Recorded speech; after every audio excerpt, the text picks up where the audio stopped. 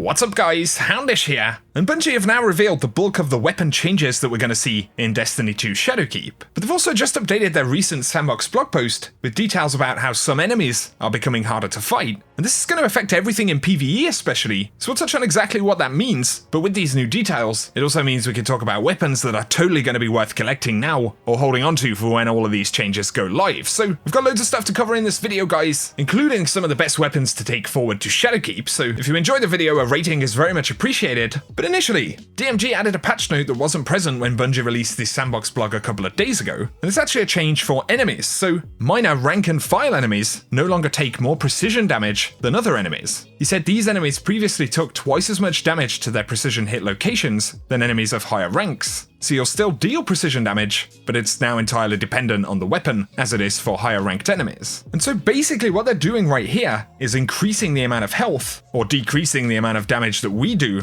to the lowest tier enemies in the game. As DMG said, the enemies previously took twice as much damage to their crit spots as enemies of higher ranks. And so basically, they're turning those minor enemies into a more substantial threat. As far as weapons go, it's going to generally take a little bit longer to deal with that, but there are many sandbox changes that significantly increase the amount of power that scout rifles, bows, SMGs, and other archetypes have against major enemies. So they are kind of mixing up and rebalancing how this stuff works, and totally makes it more worthwhile taking the time to consider what weapons to use, as well as kind of amplifying the importance of god-rolled primary weapons especially. But with that in mind, let's talk about some weapons that are totally worth carrying forward to Shadowkeep.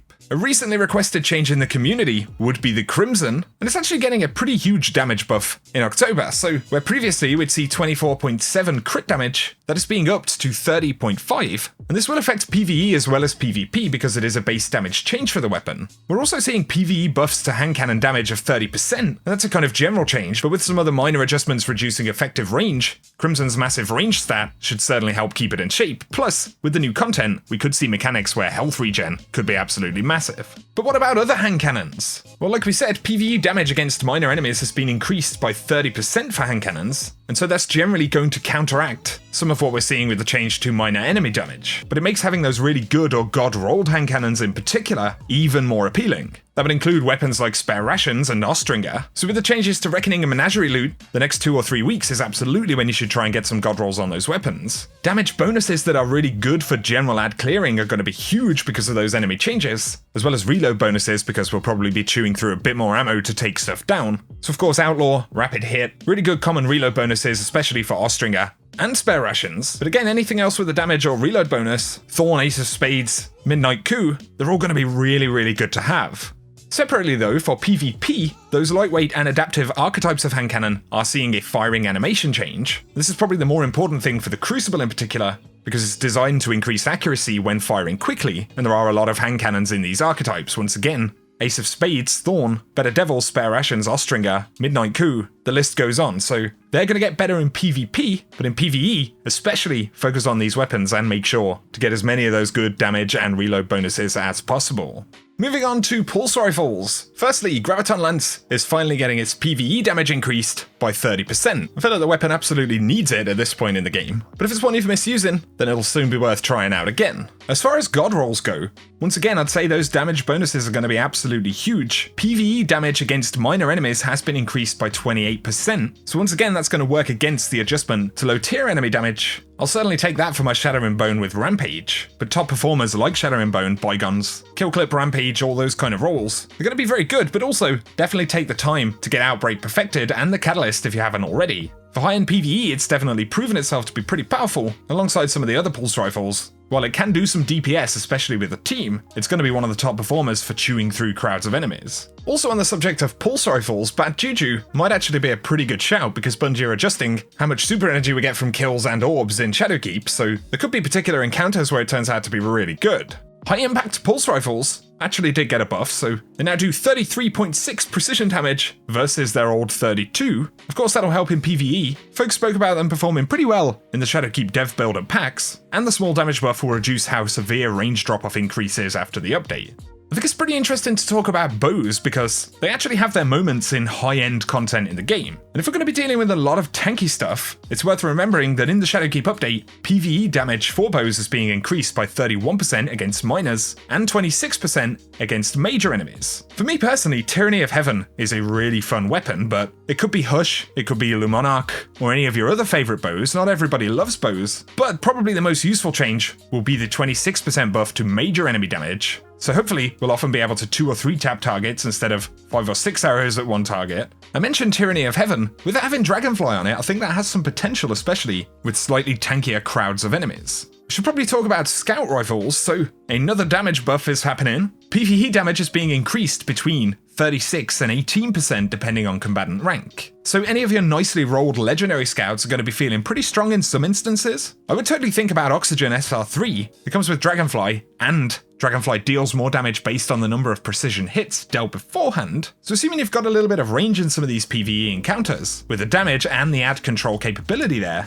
it could turn out pretty good. Also, I believe Firefly, or the explosion damage, back in Destiny 1 did scale with weapon impact damage. I'm not 100% sure if that's the case in Destiny 2. Let us know down below. If it is the case, then it gets even better, but when we talk exotics, Polaris Lance is still a beast and it could be pretty nasty in PvE with the damage buff. Also in PvP though, I think it's still a little bit of a sleeper weapon, and if folks are losing a little bit of range on some of those pulse rifles, it could be even tastier. Definitely make sure you have a couple of good scout rifles available, whatever kind of content you want to play. There was conversation about a missing buff for Taraba. You know what, I still don't actually have the thing, but with damage adjustments to SMGs, both Huckleberry and Taraba will actually see a net 10% damage increase across PvE and PvP. So maybe not the one we wanted for the raid SMG, but it's better than absolutely no buff. And if you like Recluse, it will be affected by a 22.5% damage buff in general. So despite adjustments to ricochet rounds, I wouldn't necessarily expect it to go anywhere. It might be time to run the Risk again. Risk Runner is a really solid PvE weapon, so don't sleep on it with that 22.5% buff. You've got to give some love to Sweet Business. They are increasing the magazine size from 100 to 150, increasing PvE damage by 15%. The exotic bonus doesn't require us to actually be firing the weapon to pick up ammo and have it automatically reloaded anymore. So Sweet Business is looking pretty good, but auto rifles in PvE have had their damage increased between 30 and 25% depending on combatant rank. So any of your favorite auto rifles should do okay in the new sandbox. Up next, let's talk about DPS weapons and some of the heavies briefly. So one that a lot of folks are getting ready for is Izanagi's Burden. It does a lot of damage already, and Honed Edge will have a lot of potential after the Lunafaction nerf, where we may become a little bit less reliant on grenade launchers. But the bonus reload speed from wells with Lunafaction after the update will be a boon for Izanagi's Honed Edge. Specifically with the catalyst there, it could turn out to be pretty monstrous. Some of you guys may remember I did a video where you could glitch Feeding Frenzy onto a bunch of different weapons, and so seeing that faster reload on Izanagi's Burden right here could highlight roughly what we might get with Lunas or a Rally Barricade after Shadowkeep.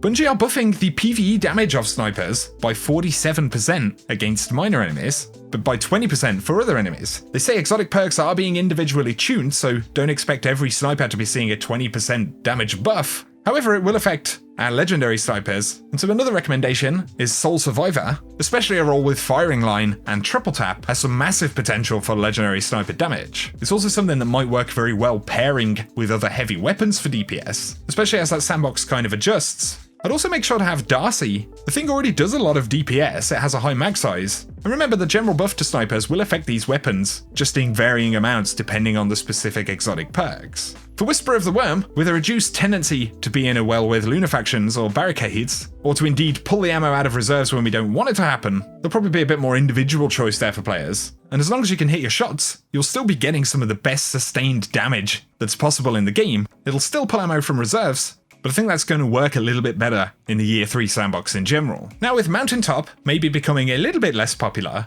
just bear in mind Prospector still does some absolutely fantastic damage. It has a high max size, and especially if you have the Catalyst, look to get that one upgraded. Wendigo is another very good grenade launcher. Bear in mind with how things are changing, it's going to be a pretty solid option for sustained DPS, because if you've got a bunch of heavy, you can switch to another weapon, so it could be the case that you're rocking that God Roll Soul Survivor. You can switch up, do some DPS with that thing, and then go back to your Wendigo to continue that DPS.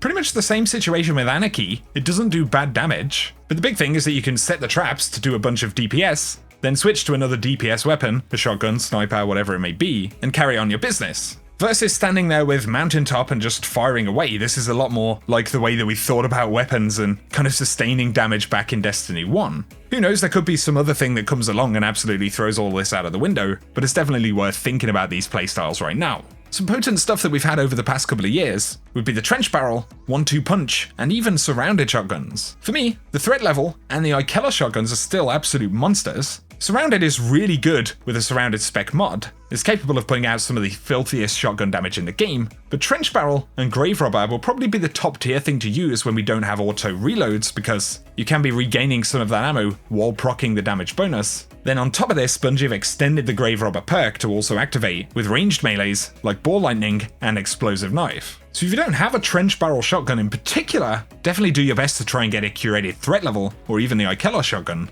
But 1-2 punch is still going to be a beast. Since some folks say, well, it's kind of nerfed now, what Bungie have done is reduce the effectiveness of stacking 1-2 punch and Liar's Handshake, so that combo isn't going to be what it is right now. However, 1-2 punch on Last Man Standing or something, which once again is a role that I haven't managed to get just yet, is still going to be really strong, so still not one to forget for now.